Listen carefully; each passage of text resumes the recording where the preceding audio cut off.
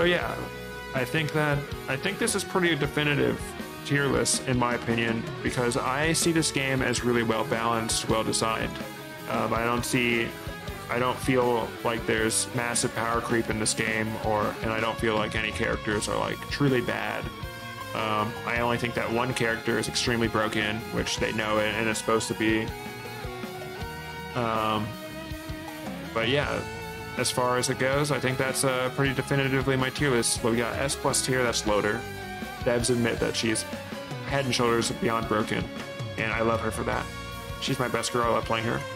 S tier, you have the new DLC character, Railgunner. Obviously, it's a very powerful character, especially at the beginning of your profile. Like, starting out with this character is huge. When you're going for unlocks early in the game, I'd probably choose Railgunner 9 times out of 10. And I did. I just recently did that. I tried to unlock the 57 Leaf Clover on my first run, but I ended up doing it as Huntress just because I got a lucky red on stage 1.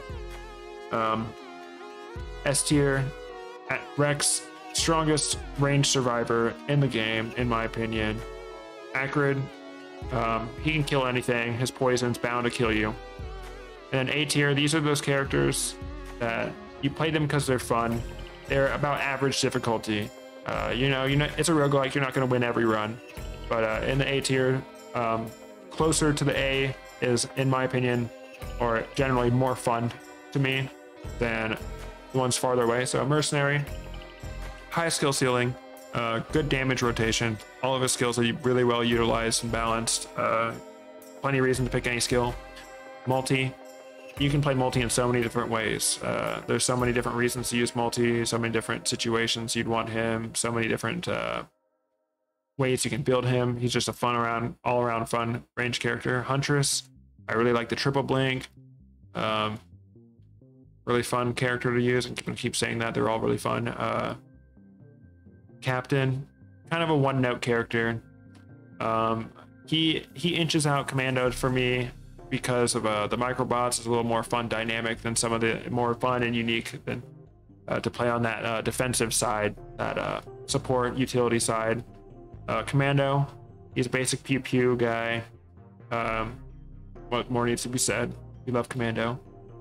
Engineer, not everyone's cup of tea. I love Engineer. It's a special place in my heart for Engineer, but you know, putting down turrets or sitting in bungus, not exactly the lighting the world on fire. And then B tier, these are those characters who need a little more extra help, whose items can really turn the tides of their run, whose movesets I think are a little out of place or involved. I just got done going over Void Fiend, but you know, his inconsistency of switching, and then, you know, always wanting one skill from one move set and then needing something at one spot and not having it. So there's that aspect of Void Fiend, but he is a very fun character to play. I will say he's more fun than the other characters because he's more mobile than Artificer. I really like the damage rotation. Skill ceiling on Artificer is really fun, but like some of the other characters in this tier, you know, not having great items can really not really hamper your run in the long run for Artificer.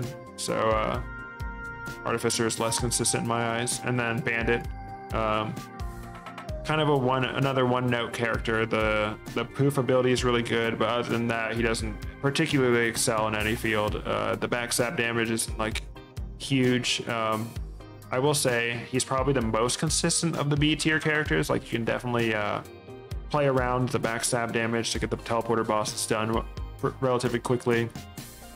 But as far as like my preference for his playstyle, I prefer Artificer, even though he's I just like more of Artificer's skills, that's why. And then in the Heretic tier is Heretic, because, you know, like I said in the Heretic section, like there's less to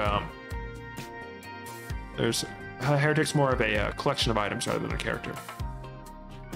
But yeah, I've been talking for almost 2 hours. This is going to be the longest thing I've ever worked on, but I hope it was worth it. I hope you enjoyed watching this. I hope you at least found some of what I said insightful. I know that I pissed a lot of people off along the way, but I think I gave a really charitable look at this game, and I really feel like I understand all the mechanics. You know, I mean, as far as like people say I don't know what I'm talking about, it's like there aren't as many people who play this game who know as much about the, like, not just like how the characters work, but their interactions with all the items, the inner workings of the game. You know, I'm constantly using console commands. If you ever watched one of my streams, you know, I'm like a Risk of Rain 2 dungeon master. It's like I control everything. I have I have all my hotkeys set to all these different things, you know?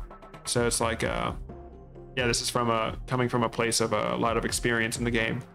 So I hope that you guys enjoyed this. I hope that there's something that you maybe learned or agreed with, or maybe you see a character in a new light. That's a goal of all this, is to start a discussion. So yeah, if you have any seething hatred for me, be sure to let me know in the comments. I really do appreciate anyone who takes time to, like, you know, just listen to what I say, or join for a stream, or do whatever. I'm really close to affiliate on Twitch, so if you could follow me and maybe get my watch time up, start running ads, maybe make this gaming gaming hobby kind of pay for itself, you know what I mean? So that'd be really cool. But otherwise, thank you for bearing with me through this.